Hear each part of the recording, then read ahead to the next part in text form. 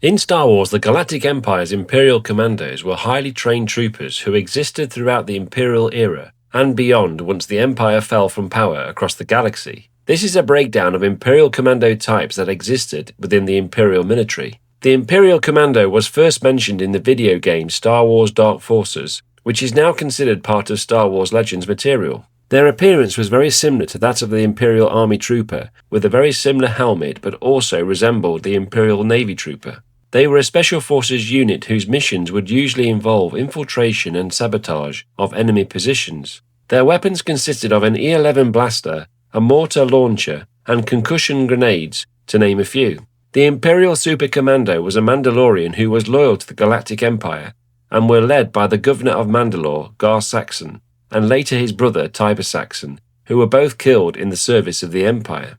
They wore white Beskar Mandalorian-style armor, with the visual resemblance to an Imperial Stormtrooper. Fitted with a jetpack, a helmet including a visor, the Super Commando's weaponry utilized the specialized Imperial Blaster Rifle, which consisted of a shoulder stock and scopes, which fired yellow blaster bolts. The Storm Commando was part of the Imperial Military Special Forces and trained for covert assaults, precision strikes, and sabotage operations. Like all commandos, they performed specialized tasks that regular soldiers were not capable of completing. Their training helped the Empire respond to guerrilla tactics used by the Rebel Alliance, and skilled in initiating revolts on enemy-controlled systems or subdue insurrections against Imperial rule. They often secured territory in battles after the frontline troopers had attacked. When a unit of Storm Commandos was deployed, it could range from a small unit of 4 up to as much as 40 commandos depending on the mission objective. The unit consisted of multiple roles including assault specialists to operate vehicle and artillery blasters, also as saboteurs, as well as the standard commandos. Their use of equipment depending on their skill set or mission was extensive, including the use of a flame projector, a missile launcher, concussion grenades, thermal detonators, and more. The Death Trooper, as an elite black armoured stormtrooper, would also be by definition a type of commando, for their use in missions, but also their specialism and formidable presence. Death Troopers were highly trained troopers in many ways, including unarmed combat, heavy weapons, demolitions, improvised weaponry, guerrilla warfare, and marksmanship. Their distinctive black armour, Death Troopers operated in small squadrons, and they were feared by the enemy for their efficient and effective reputation. They were typically affiliated to Imperial Intelligence and the Imperial Security Bureau as enforcers, but also served as bodyguards for senior Imperial officials. Their armour was better than the standard Stormtrooper and used a blaster with an improved carbine rate of fire and intensity to the standard E-11 blaster, as well as several types of detonators.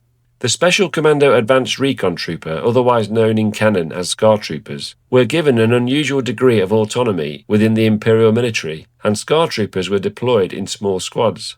A particular unit under the command of Sergeant Creel featured in the Star Wars Marvel comic book series. They were a special unit as part of Darth Vader's 501st Legion, but ultimately were still part of the Stormtrooper Corps. Each member of the unit was specialized in different tactics and roles in combat, and sent on special missions regular Stormtroopers were not capable of completing. A quick mention is the Purge Trooper, who served as a specialized type of Stormtrooper, but would fall under the Commando role in support of the Inquisitorius when hunting Jedi survivors during the Imperial era. The Jump Trooper or Imperial Rocket Trooper was another type of Stormtrooper, but equipped with jetpacks for vertical mobility and swarming tactics. Other variants of the Jump Trooper were deployed in Arctic, desert, and forest environments.